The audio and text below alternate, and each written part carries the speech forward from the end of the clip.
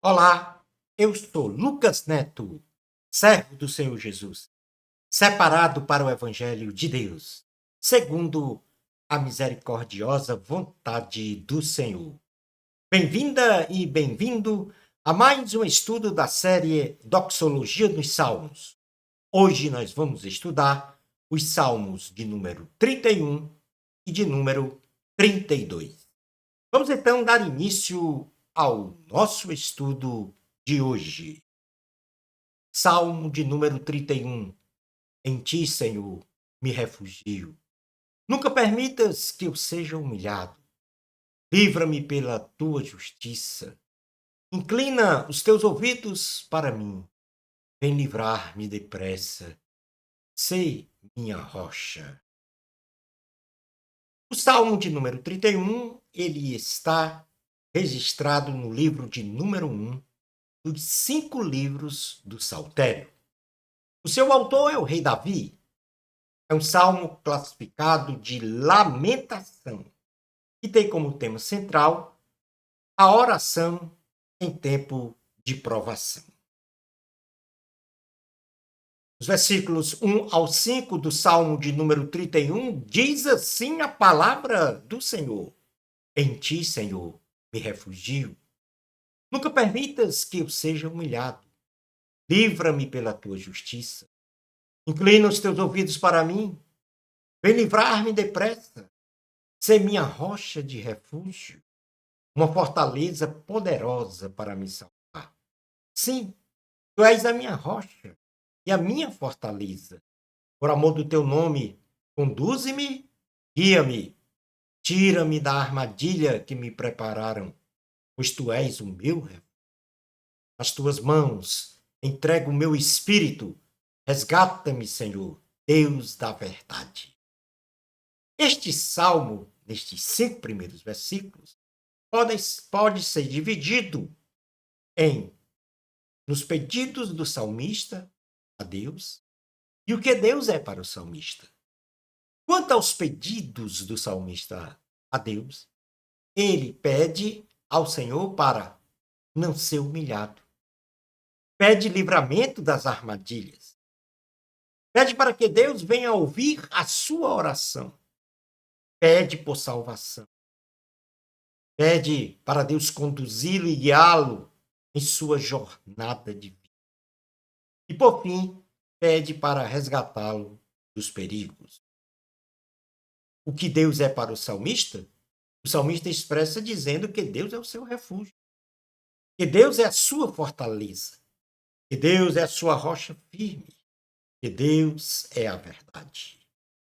Na sequência do Salmo 31, nos versículos 6, 7 e 8, diz assim a palavra do Senhor: Odeio aqueles que se apegam a ídolos inúteis.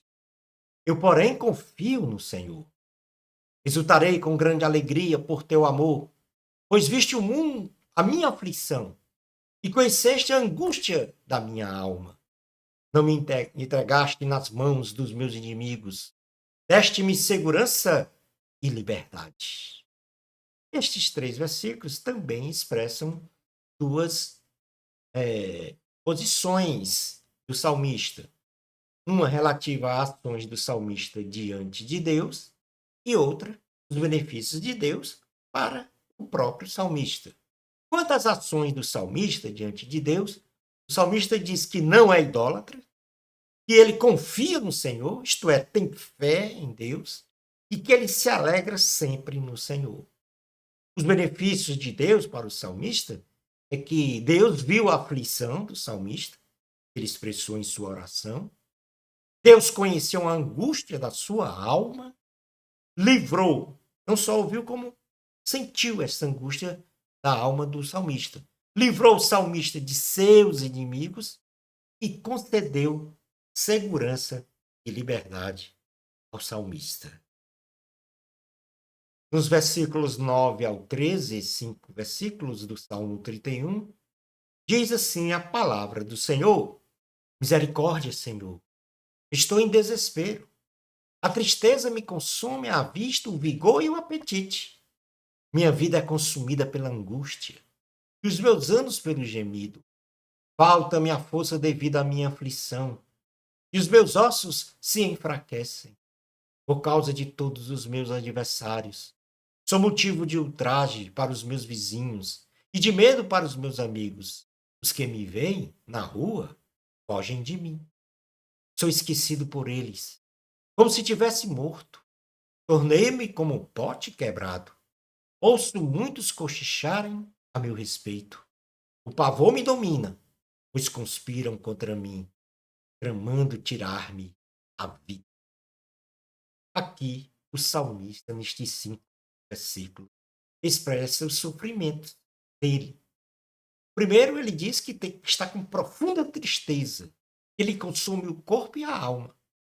O salmista diz também que tem gemidos de angústia, que falta-lhe forças por causa da aflição, e que há uma indiferença dos amigos e das pessoas contra ele, que ele está isolado socialmente e que está totalmente dominado pelo pavor.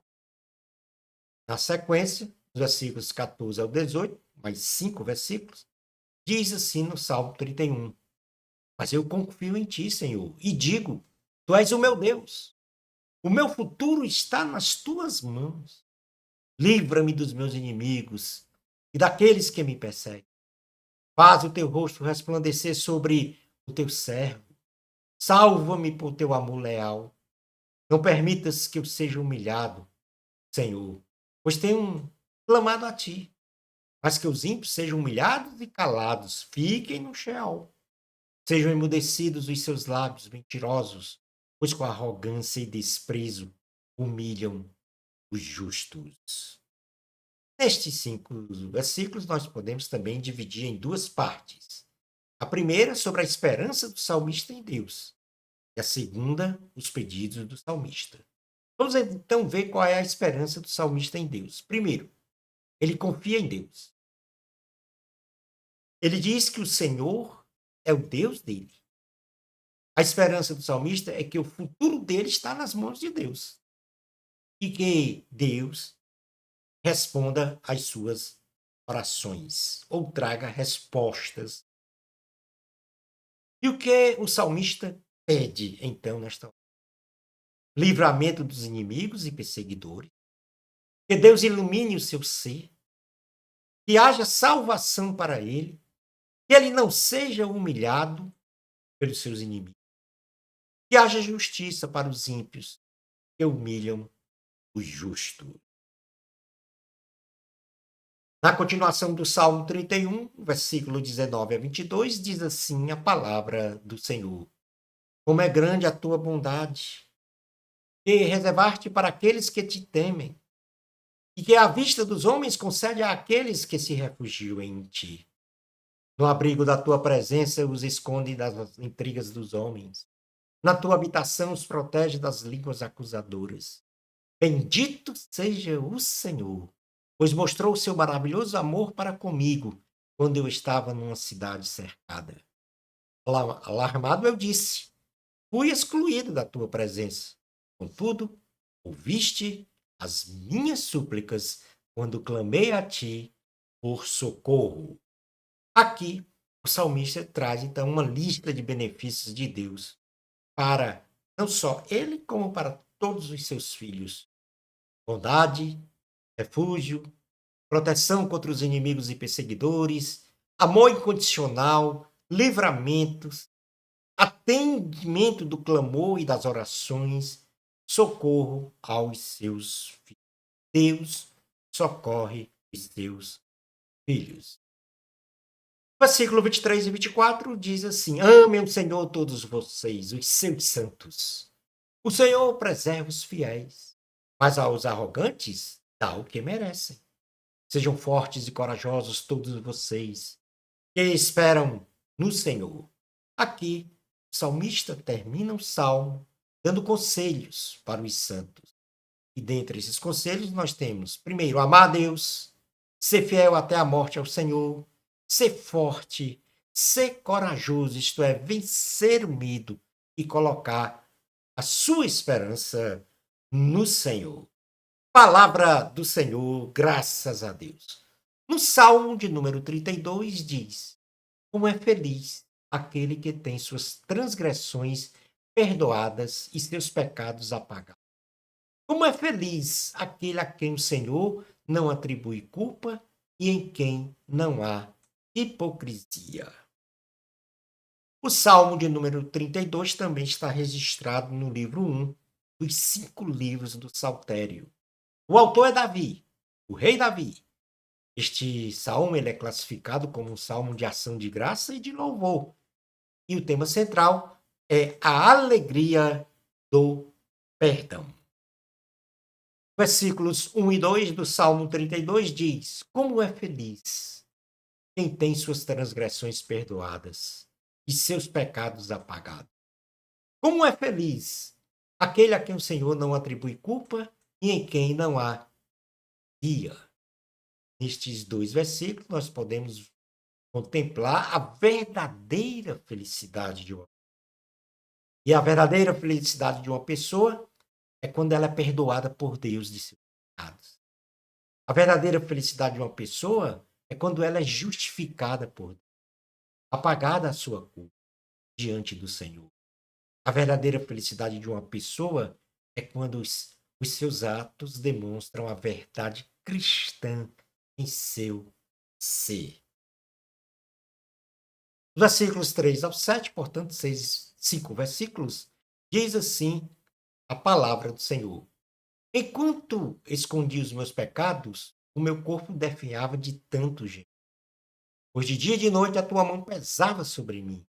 Minha força foi se esgotando como em tempo de seca. Então, reconheci diante de ti o meu pecado e não encobri as minhas culpas. Eu te disse, confessarei as minhas transgressões ao Senhor e tu perdoaste a culpa do meu pecado. Uma pausa para reverenciar, para meditar sobre isto. Versículo 6. Portanto, que todos os que são fiéis orem a ti, enquanto podes ser encontrado. Quanto as muitas águas se levantarem, elas não nos atingirão. Tu és o meu abrigo. Tu me preservarás das angústias e me cercará de canções de livramento. Uma nova pausa para refletir sobre estas palavras. Nestes 5 versículos, nós podemos dividir em 3 partes. A primeira, as ações de Deus diante do salmista. E as ações de Deus diante do salmista é que Deus aplica a justiça de Deus, tanto ao justo como ao pecador. A segunda parte é que ações do salmista diante de Deus, nesse sentido, foram confessar os seus pecados, que até então estavam ocultos, escondidos, e uma oração de arrependimento a Deus. E, por fim, os benefícios de Deus para o salmista. Deus, então, estabeleceu o perdão dos pecados do salmista, deu-lhe proteção e abrigo, deu-lhe consolo nas angústias e também lhe concedeu livramento. Na sequência do versículo 8 ao 11, 4 versículos, diz assim no Salmo 32: Eu o instruirei e o ensinarei no caminho que você deve seguir. Eu o aconselharei e cuidarei de você. Não sejam como o cavalo ou o burro, que não têm entendimento, mas precisam ser controlados com freios e rédeas. Caso contrário, não obedecem. Muitas são as dores dos ímpios, mas a bondade do Senhor protege quem nele confia. Alegrem-se no Senhor e exultem, vocês que são justos. Cantem de alegria, todos vocês que são retos de coração. Aqui, nesses 5 versículos, nós podemos dividir em 2 partes. Primeira, as promessas de Deus para o salmista. Então, o que é que Deus fará para o salmista? Dará instrução e ensino nos caminhos do Senhor. Aconselhará o salmista, cuidará do salmista e também promoverá, concederá bondade e proteção. O salmista, ele termina então esses versículos dando conselhos. E os conselhos é para ter entendimento, para que todos venham a obedecer e confiar no Senhor, para que todos alegrem-se no Senhor, cantem louvores a Deus e sejam justos e retos de coração. No nosso próximo estudo, vamos estudar os Salmos de número 33 e 34. Bênçãos especiais de Jesus para você. Amor a Cristo. A glória é de Deus. Até ao nosso próximo estudo da série Doxologias nos Salmos. Isso, se Deus permitir.